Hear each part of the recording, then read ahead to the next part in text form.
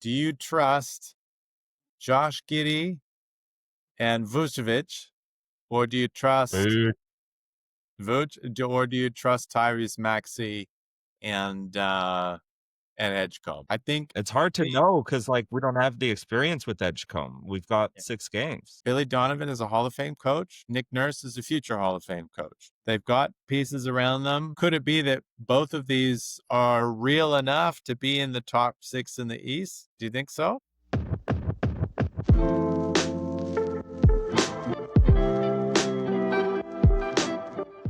What is Ja Morant doing?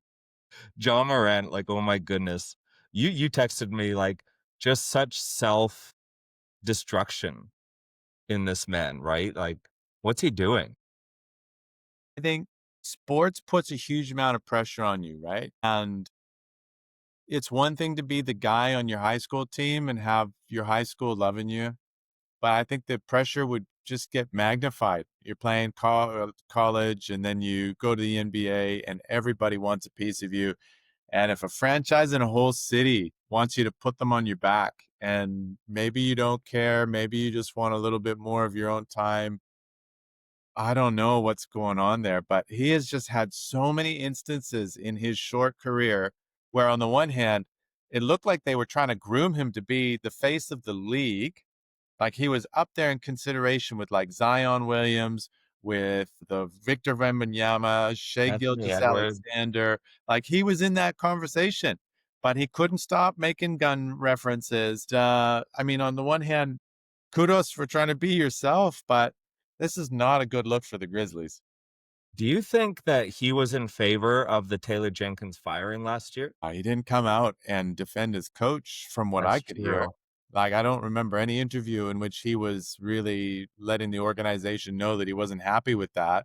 And he certainly looked like he played his heart out in the finals last year.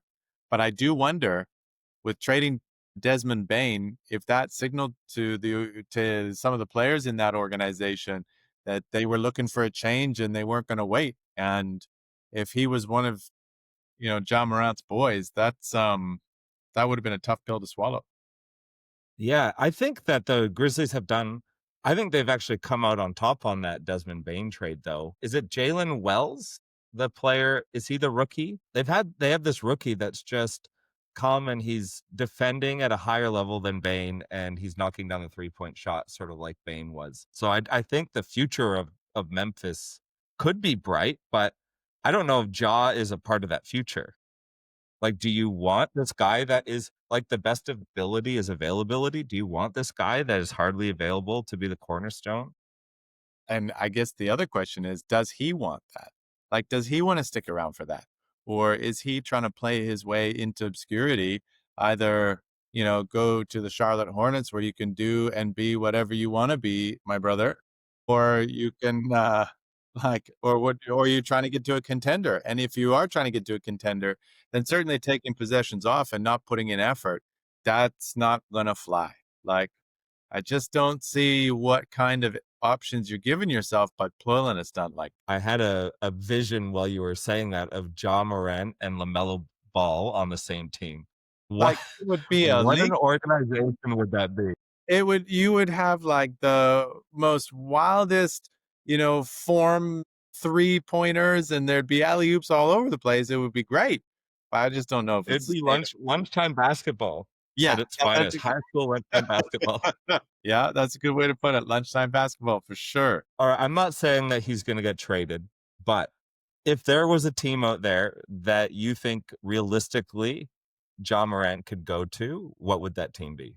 What team do you think he'd fit on? That I think that would be the right question. Like an athletic guard in a system where he's not micromanaged. So that rules out like Golden State Warriors. It rolls out teams like the Spurs. I would say even a coach like Ime Udoka. There's a lot of like teams that would just be a no-show. I don't think the Boston Celtics would want to take a chance after the Kyrie Irving saga. Like who would you go? Like maybe the Toronto Raptors. Houston's interesting. What's I know that? you just made that. Houston's interesting. They need a point guard. They've got the most asset. Like they've got tons of assets. I'm sure they can make contracts work.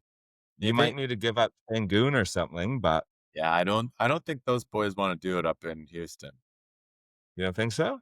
I don't think they wanna bust it up for that. No, because what you've got in Houston right now is the opposite, right? You've got a coach who's gonna get on your tail, and he's not gonna take that kinda stuff. Did you see the clip of him going after Amen Thompson when Amen Thompson made a mistake in the 4th quarter of one of their games? Like, No. remember if it was against OKC? He walks straight up to him, and in his face, he's like, "What the are you doing?" And that's not the kind of coach that it looks like John Morant's gonna appreciate. So, I don't know if he wants to go to Toronto and play with the because Toronto's got assets, like, that could be intriguing. You put him up there, get rid of Quickly and, maybe Ingram or something like that, but even then, I don't know. It's not necessarily a better situation for Ja. It's wild. Like, there's 2 teams in the Western Conference 2 years ago. You thought, "Oh, man, these guys are gonna be juggernauts in the Western Conference for the next number of years," and that was Memphis Grizzlies and the Sacramento Kings. When it was the light the beam year and they My knocked goodness, the Warriors out of the play-in, that was unbelievable. it's crazy how fast these situations can turn, right? Like, just ask Ben Simmons. Like, you can go from starting 5 to is he still a free agent? I don't know. Is he in the NBA? I need to look up. Yeah, look that up because I would be curious to know if he's on a I was thinking about that as I was driving around today. Where in the world is Ben Simmons these days? No, he is not in the NBA. He is an unsigned free agent at the moment. Maybe he'll get a contract with the Hawks. The Wollongong Hawks. He could come play in Australia. Back to Come join JaVale McGee, who has incidentally been dominating in Yeah. Australia. You cannot say that JaVale McGee isn't better than at least 5 backup centers in the NBA. Like, 100%. he could be playing in the NBA right now. I don't know how he didn't. Did he not want to? Did teams not want him? But I'm Unless sure he the wanted Warriors would take well, him. unless he wanted to travel, I don't know. Because if DeAndre Jordan is still playing and getting them checks, Yeah. JaVale McGee should be getting them checks for sure. Or what's Giannis's brother, Thanos? Yeah. Yeah. But I mean, he's got the same last name, so he's already got an in. That is a beautiful, beautiful way of getting your brothers looked after. Yeah, just sign a contract. Yeah. Speaking of the Bucks, actually, Yeah. let's talk about teams in the first 2 weeks of the season that have surprised us, and we're gonna go the good and the bad. What do you wanna start with, Lauren? Good or I want bad? to start with the good, and the top 2 teams in the Eastern Conference have been wildly surprising to me. If you would have said to me that the Chicago Bulls were going to go on a 5-game winning streak to start the season, I'd be like, no. I had them picked as a lower play-in team in the Eastern Conference, but it looks like Josh Giddey, this Australian guy, is here to play. I love his effort. He's almost averaging a triple double. And he just seems like he's a longer, lighter, whiter Russell Westbrook in the sense that he's got this intense ability to be competitive. He drives that team well, and I just like what I'm seeing from him. He's got the flow, he's got the hair flow, and Yeah, it's definitely got wild that. to think that he almost wasn't a Chicago Bull this year, right? There was contract negotiations that were slow, they weren't going well, and it was, "Is he even gonna be a Bull?" And what's even crazier, in my opinion, to take this sort of step back, he could still be. I mean, maybe Caruso was a good trade-off, but he could still be a Thunder. Like, the wealth that the Oklahoma City Thunder had or still have is just unbelievable. But so your first team is the Chicago Bulls? Yeah, yeah, and my second team was the number 1 team in the conference at the moment, was right up there. It was the Philadelphia 76ers. I did not see that coming. Like, I know we're 6 games in, so, this is pretty soon to be playing this game, but for them to have like Joel Embiid, we joked about it. We thought that his knees weren't going to be able to last past the first game. Paul George hasn't been in, but it looks like they got the rookie of the year over there. My goodness. The backcourt. Edge, what do they call it? Edge Edge, Max or Max Edge, Edge? Edge Max Edge, yeah, that's awesome. Oh man, I was talking to you about this. I have those 2 teams as mine as well, Bulls and 76ers. This sort of brought me back to the Golden State Warriors 2013, 2014 team where they had veterans, they had David Lee, they had Monte Ellis, I think, in those seasons. But then they saw what they had in Clay Thompson and Steph Curry. And it was like, all right, we need to pivot quick from what we thought our team was going to be and invest and double down in these young guys. And the cult, it takes a big man or someone that is confident in their own skin to take a back seat to people that are younger than them. But that's sort of what Philadelphia is doing. And if Paul George and Joel Embiid can not be petty and try and do what's best for the team, then this 76ers team is going to be scary. And I think Kelly Oubre as well can't go unmentioned. He is Is fits that system. So he has turned around his career. Yeah. Yeah. Yeah. Unfortunately, his stop in Golden State wasn't what everybody was hoping it was going to be, but he did show flashes before he came to Golden State that he was a really good player, really athletic, got a credible drive to him, really aggressive. I had hoped that he would fit on the Warriors a lot better than he did, but that was just unfortunate timing. I'm very happy for him in Philadelphia this year because, with Nick Nurse, it seems like they're reinvigorated. They're not dealing with all the drama that they had last year so far. And yeah, let's hope that they can keep it up and that those two All Stars come back at a level and at a rate that they might be able to positively contribute. I guess the nice thing for them in that stage of the career that they're in is they don't want 30 to 40 minutes a game, right? And so if both of those guys can come back and play 15 to 20 meaningful minutes, that could you imagine? Like that would be really good situation for everybody. Yeah, for sure. I mean, I'm sure they'll still get paid like they're playing 30 to 40 minutes a game, but get the same paycheck, play half the time. You Yeah. mentioned that Kelly Oubre didn't fit well in the Warriors. I want to talk about that for a second.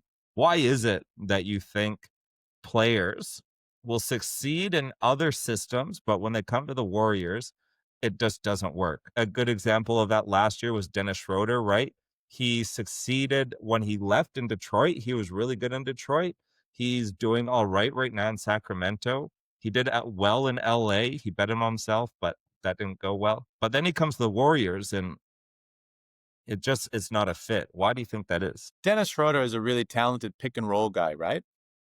Hugely confident on the ball in terms of leading a team. We showed that in Germany. That's not what he's being asked to do in Golden State. Golden State rarely plays a slow pick and roll style with the big coming out. Like it's a lot of off ball movement, it's a lot of chaos, and it's just prone to that read and react sort of style. And Yeah. so if you're not used to playing that and you're used to controlling the tempo of the game, if you're used to playing the pick and roll, then I think you'll have a hard time. I think that's one of the reasons for Schroeder that it paid off. I was hopeful again that he would be a positive contribution to that team because of his tenacity. It seems like he has that Draymond Green sort of irritant competitiveness that is really, really valuable in the league. But yeah, I think playing next to Steph, it's also a lot of pressure, huge amount of pressure in terms of like getting the three ball up, trying to make sure that you're maximizing Steph's prime and so forth. And I don't know if everybody's fit for that situation. Yeah.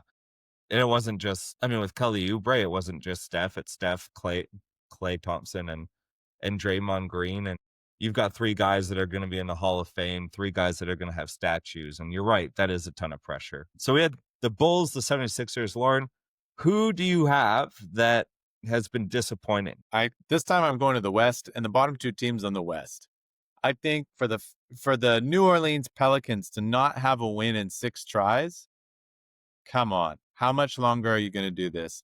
Like I thought that they were going to be in the bottom pack or near the lower end of the Western Conference, but if Zion's been playing in more games than he hasn't been, and it's not like Trey Murphy the third and Herb Jones and Kevon Looney and Jordan Poole can't play, but to not be able to string one win out of this, woof, that's not a great look for New Orleans. I think it's time to blow it up already.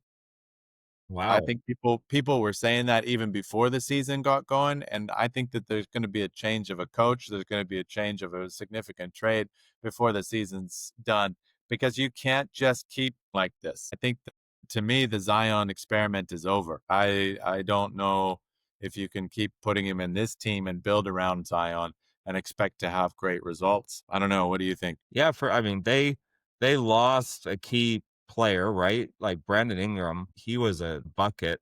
So that's someone you don't have on your team anymore. And I thought Jordan Poole is an upgrade to CJ McCollum, but there's probably that maturity or even that defense, not just ability, but willingness there that you lose by getting rid of him. And I mean, could we see a John Morant for a Zion Williamson trade? Just swap the 1 and 2 overall picks of that draft class and have That would be just wild. trade circuses. That would be wild. I think the other team that I'm not so impressed with right now is Dallas. And I would love to see these guys right the ship. They've had a couple of tough losses that haven't been so great, but to see Cooper Flag come out of the gates, still doubling down, they've got him playing point guard. Just get this man into the position that he's used to, get his confidence up, and let those guys fly. For Anthony Edwards, oh no, not Anthony Edwards. So for Anthony Davis to be injured already, that's rough. That's rough. Yeah. Nico thought that he had a team that could compete for a championship this year, and that's why they pulled the trigger. But the way Luka's playing, he's got Wilt Chamberlain numbers over in Los Angeles, and there's nobody happier than Luka right now. But that is, I'm sad for the fans in Dallas right now because the chants haven't stopped since he was traded, and they should have, with Cooper Flag, been a lot more excited this year. What Jason Kidd is doing with Cooper Flag is very predictable because he has done it before and he's actually done it to create success, not immediate success. And maybe the situations were different, but you look at Kidd with Giannis. You put the ball in Giannis's head and you try to develop him more than develop the team, right? Over the years, Kidd has developed some superstars in this league. Giannis, Luca, and now he has an opportunity to do it with Cooper Flag. And maybe this is the wrong team to do that because they do have championship aspirations right now. But it's what Jason Kidd does. He develops young talent and makes them NBA superstars. He's got that track record. So it'll be interesting to see what happens. You know, in they're old, their supporting pieces are old. Klay Thompson, old. Anthony Davis, old and fragile. Kyrie Irving's getting up there in age. He's already torn his ACL. So is it realistic that they would actually be contenders? And maybe their plan is looking at, 2, 3 years down the track when this team is Cooper Flake's team. But that's not what they sold the trade as, and that's the thing that's got me worried, is they pulled the trigger on it because they thought that they were in win now territory and defense wins championships. And their defense ain't working and their offense ain't working right now. So something's got to give. I think with Daniel Gafford, with Caleb Martin, with Naj Marshall, PJ Washington, Derek Lively, Thompson, they've got some guys on that team that can play and some guys that did play in the finals, right? Like it's not too far away. It was 2 years ago. This was a finals team. And so to think they would trade Luca the year after making the finals in order to say defense wins championships so far Wild. and all teams can go on a run. We're only six games in, but this is rough. This is rough for Dallas. That trade, still looking back, that's just a wild moment in sports history. Like now you've got Luca, like you said, averaging these ridiculous numbers on the cover of Men's Health magazines for his body transformation, just to spite the Dallas Mavericks. And I'm staying in the East for my teams that I'm disappointed with. My Mhm. good were both East and my bad are East. So I'm going to start with the Orlando Magic. I think the disappointment just comes from the amount of hype that was around this team, right? Saying that I think it was 4 draft picks to get Desmond Bane, 3 or 4 draft picks to get Desmond Bane. Like they went all in thinking that this team has an opportunity to compete now. and they saw that they had a shooting gap, that they didn't have great three-point shooting. Paolo is sort of taking a step back. He's not playing super confidently and super inspiring. Yeah, I don't know what has to happen in Orlando. Maybe it just takes time for all the pieces to mesh and try to figure out, like, who are we playing through? Is it Paolo? Is it Wagner? What do we do here? So Orlando Magic, I think they need to. And where's Jonathan Isaac? Yeah, I haven't, like, I've watched a little bit of Orlando Magic games, and he used to be this all defensive player. He could guard the perimeter, he could guard interior, block shots, and now he's not seeing the floor. So I don't know what's happening in Orlando. yeah, that's rough. That's rough for them. I think these, if any team is going to be similar to the Indiana Pacers last year, it'll be this Orlando Magic. For whatever reason, Indiana Pacers had got out the gate really, really slowly last year. Halliburton took a while to warm into the season. The champagne and campaigning from his group project gold medal.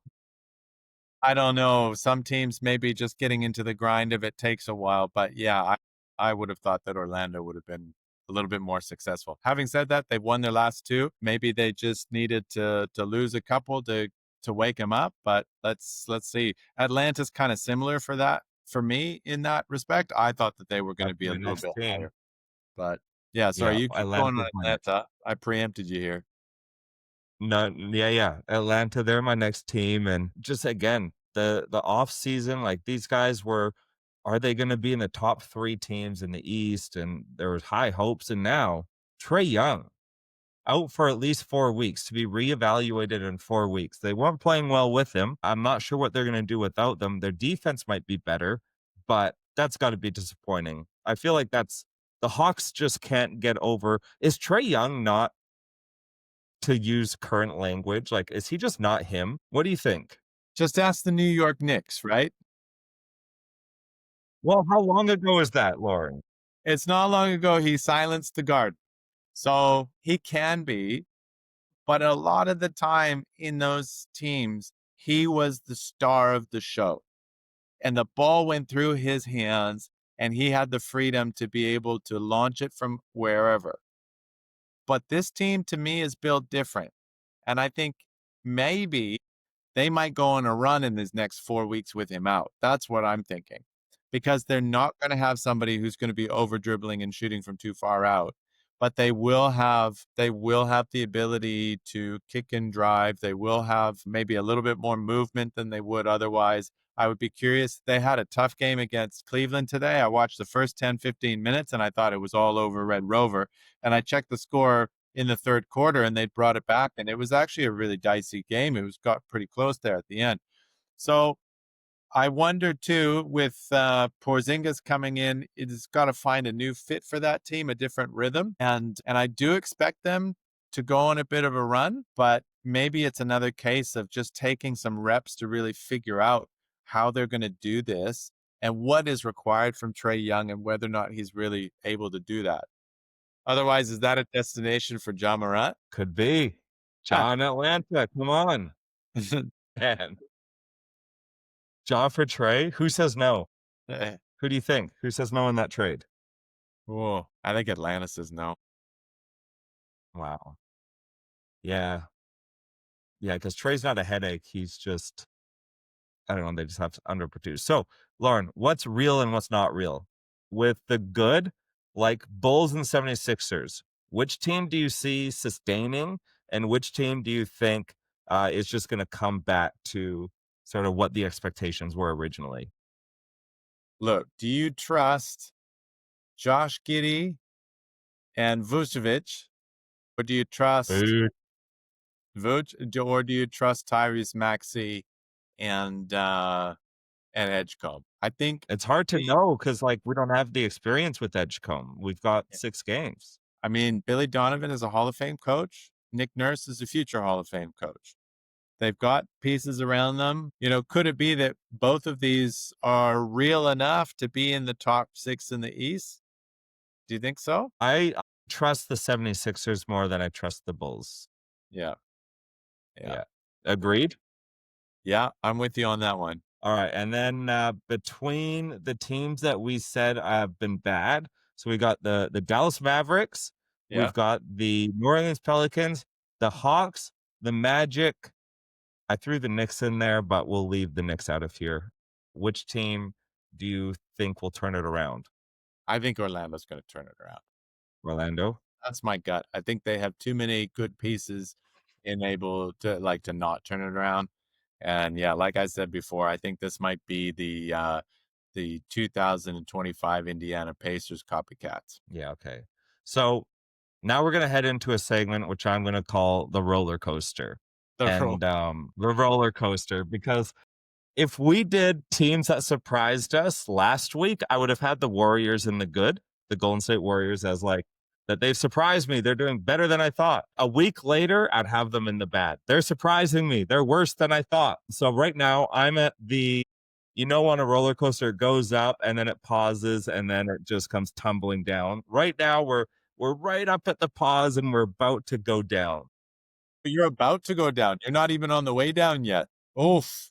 That's tough. No, I've got elite optimism. But I cannot stand when they lose games that they should win. It just happens so much.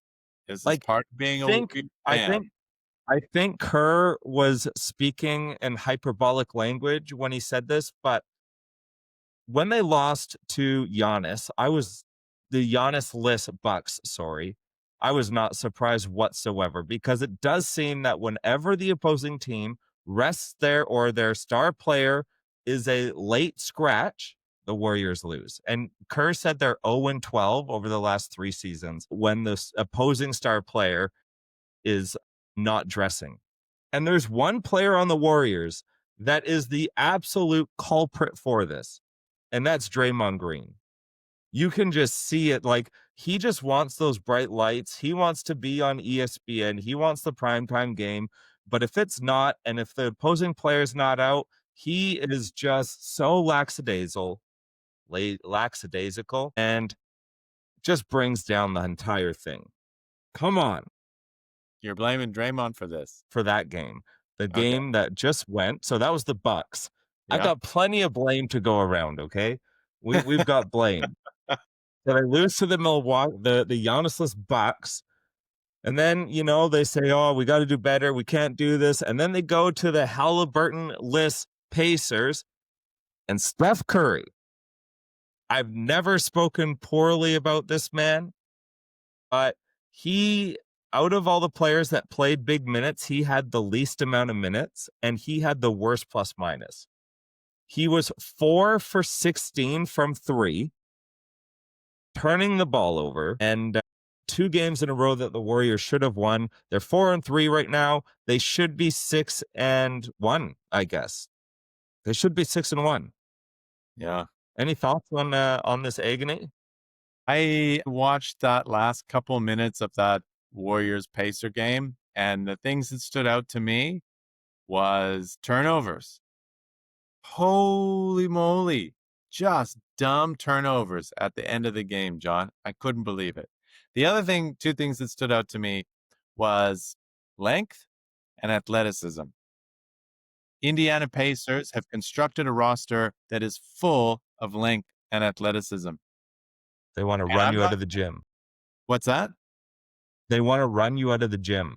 They want to run you out of the gym. That formula worked for them so well last year.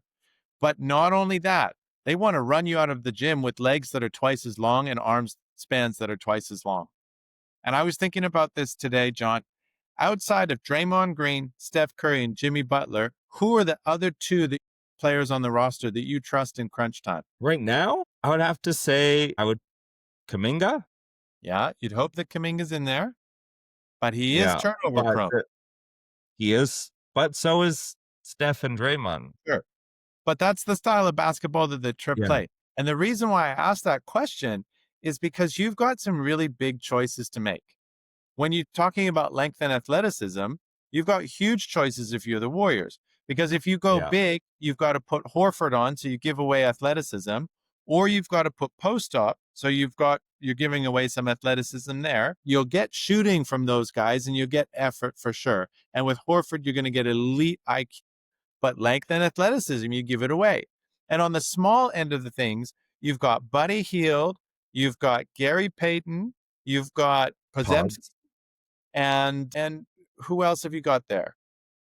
Kaminga, Well, um, Kuminga and Moody, right? So yeah, either Santos, yeah, that's right. Either you're going quite small in some of those, and you trust those guys. Pods has shown that he can play big minutes. Gary Payton is incredible on the defensive end, but you really are giving up that length and you're giving up that and so this is one of the problems that the Warriors, I think, have gotten themselves into. They've got a bit of an older roster and they play that chaotic style. So they are going to be turnover prone. And that has been my biggest frustration with this team over the last couple of years. So fun to watch when it goes well. But the margin for error is so thin. And once you get past that core three, it used to be that big three. It was you could have Klay Thompson and Kevin Durant, and you could anchor it with Zaza Pachulia or JaVale McGee. You could anchor it with David Lee back in the early days, like you or Andrew Bogut, for example. You had Bogut, some of yeah, those bigs that could fit in there, and I think we've talked about this Warrior team being really deep, but they're deep in a way they've gone against the way in which the league is moving in terms of length and athleticism. So if you've got sort of like what Houston Rockets, where you've got Thompson and Adams and Sangoon and Kevin Durant, long. OKC's the same. Clippers are the same. So this is going to be an interesting thing for the Warriors as they're moving forward. How do they manage the energy of their older stars with the length and the athleticism that is being constructed into roster teams in this modern NBA? yeah. Yeah, and man, Al Horford, he is just a dinosaur. He is so slow. He can't rotate, he can't get to his closeouts, he won't box out. Like, it is glaringly obvious that this guy, he's putting in the effort. Like, I don't think it's that he doesn't want to. He's just not physically capable of playing solid, reliable defense. Really what he's good for out there is catch and shoot threes. Like, if he's open for a catch and shoot three, he can pick and pop and do that, but Quentin Post can do that as well. Do you think he still has the strength to bang with a guy like Steven Adams, for example? Like if you had the Rockets in a series again this year, like you can't put him on Sangoon because Sangoon will smoke him. But at least to box out and try and muscle out and fight for rebounds against Steven Adams, you think he's still got that in him? I mean, to be fair, not many people have that for Yeah. Steven Adams. Um, I don't know. I don't know if he can bang it out with those dudes anymore. Yeah. He's, it's just it'll be really interesting to see what they do, and I think they'll turn around. One thing I think about the Warriors, you've got regular season teams and then you've got playoff teams. Obviously, you gotta make the playoffs. I do think the Warriors' style of play will be preparing them for the playoffs, right? Things slow down. It's more half court oriented. There's not as many fast break opportunities. Like, I think when the playoffs come around, or even just towards the end of the season when things get a little bit tighter, the Warriors will be doing just fine. But the schedule as well, right? They've played a pretty brutal schedule to start. So that's why I haven't come all the way down on the roller coaster. I'm giving excuses. I've still got hope. Next week, we could be on a mountaintop. But hey, here's the thing that I was thinking. Steve Kerr says win the week, right? And so they still have opportunity to do that. 4 games this week, something like that. But Yeah. anyway, the other thing that I was thinking about with the Warriors that you got to give them some grace is outside of those three players that have such incredible playoff pedigree, and really they want that for their games. That's why they tend to win the games when they're playing against the other team's star and they've got the game circled on the calendar that they're really getting going for. The other thing is they've got to get Pods more reps. They've got to get Moody more reps. They've got to get Kaminga more reps. They have to get Quinton Post more reps. And that means that you have to be okay with failure. Even if it's failure at an early stage in the season, you would rather lose these margin games in November than in April and May and hopefully June, right? So in order to build that experience and build the confidence, the only way to do that is to get guys on the floor and give them trust in those minutes and feed it back so that they can improve on it. So All right, I think here's the Warriors' next 6 games, all right? I'm gonna predict the outcomes of these games. We've got Warriors Suns. Classic game that the Warriors would typically lose. However, they're this is not gonna lose 3. this is the one that Devin Booker's got circled on his calendar. Yeah, Devin Booker's gonna come out with a flamethrower, but the Suns also have Dylan Brooks, and the Warriors hate Dylan Brooks. So Right, the yeah. Warriors will have this circled on their calendar as well. Lucky So for the Warriors, Suns. Unlucky for the Suns, they got their win out of the way today when they beat the Spurs. yeah, shocking. Wemby 9 points. What's going on there? And then the Warriors, another back to back. Their third back to back this season. They play November 6th against the Kings. And ooh, DeMar DeRozan cooks the Warriors. He always has a 30-point game. Zach Levine, Russell Westbrook, but I think Oh, the man, Warriors at home are you're picking the Warriors to beat the Suns, lose to the Kings on the no, no, no, back-to-back. no. The Loss. Warriors are gonna beat the Kings. We're gonna beat the Kings. But it could be a look ahead game because on the 8th, they play the Nuggets for their first NBA Cup game. Wow. I do again. Are they going to win 3 in a row here? Yep, they are. The Warriors at home against the Nuggets. Aaron Gordon is not going to shoot 11 3-pointers or 10 3-pointers, whatever it was. Jokic will have a better game, but Warriors will win that. So we're 3 in a row. We get revenge against the Pacers. Easy. 4 in a row. Then we've got the Thunder, and then we got the Spurs. Again, a back to back. How many freaking back to backs are the Warriors going to have? Thunder, Spurs on back-to-back. Whoa, Yeah. that sucks. Both homes, they're home back to back, so there's no travel involved. That's helpful, but they're going to split those. I think they'll win one and lose one. So, the schedule, by the time we have a podcast again, we're going to be okay, right? Right, I love Lauren? We're going to right. be okay. We're gonna be okay, right? Yeah, Yeah. that must be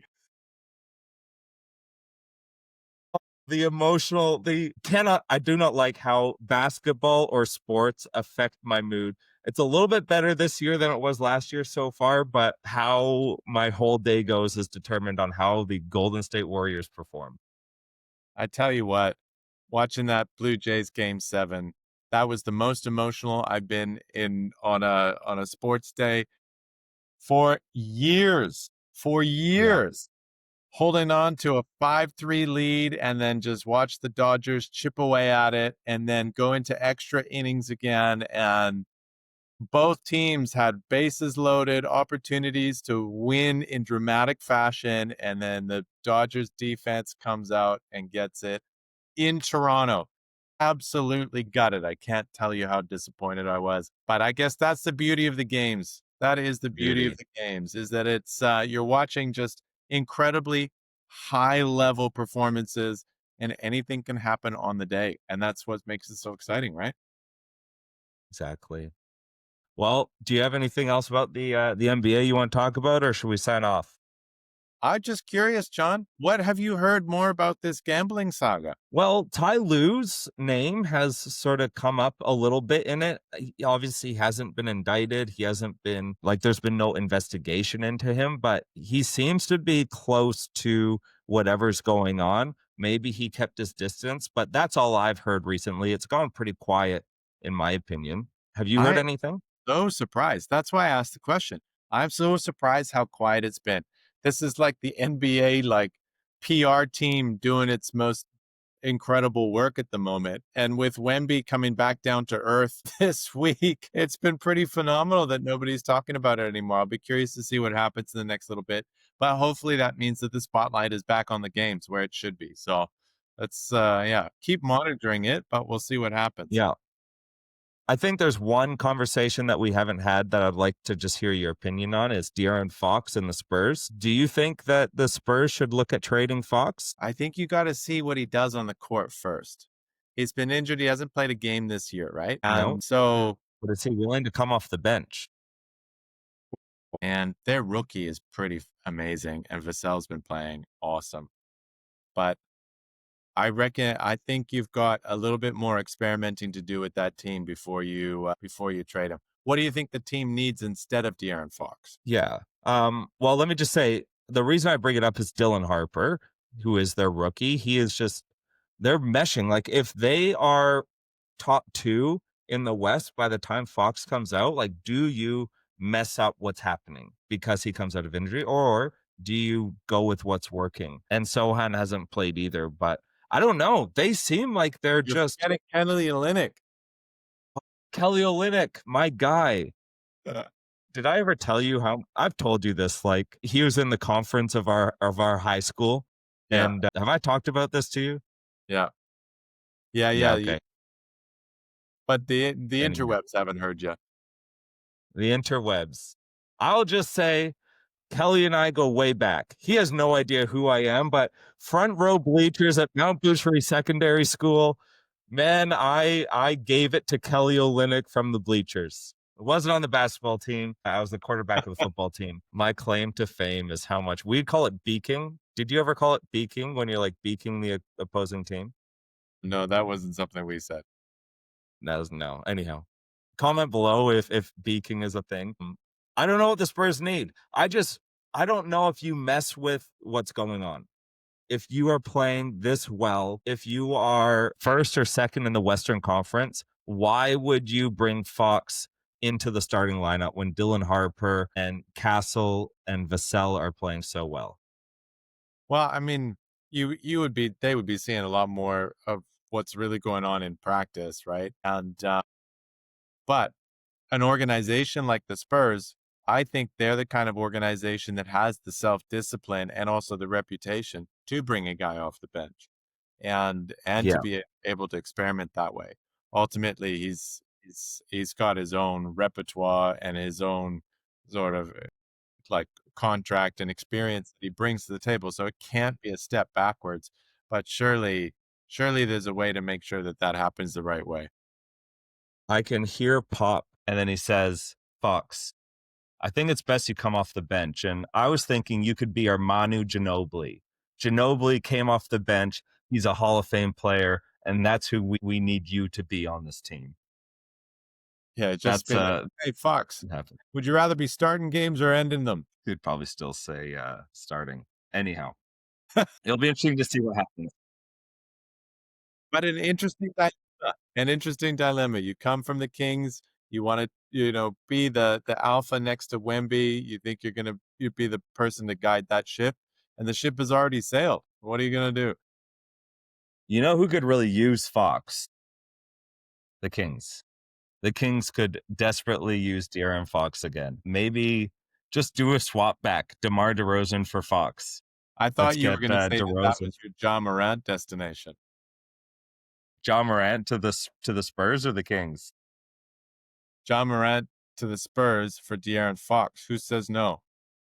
Oh, the Spurs, 100%.